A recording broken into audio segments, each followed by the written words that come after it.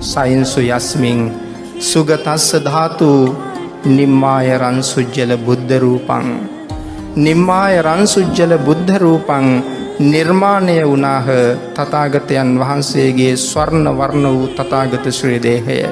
සයින්සු කියලා කියන්නේ පාලියෙන් සයති කියන්නේ නිදනවට සයින්සු නිදාගත්තාහ අතීත පදය. ඒ තථාගතයන් වහන්සේ දකුණට පයලා උතුරට හිසලා බටහිරට මුහුණලා තථාගතයන් වහන්සේ මහසෑය තුළ සැතපුණාහ කියන කාරණාව කියලයි අපි මහසෑය වඳින්නේ. ජීවමාන සංඥාවක් අරන් වඳින්න හැම වෙලාවෙම මේ මහසෑයේ කුලියට වැඩ කරපු අය පවා මේ වෙලාවේ ඉන්නේ දෙව්ලොව කියලා දෙව්ලොව වඩින මහරහතන් වහන්සේලා සඳහන් කරනවා.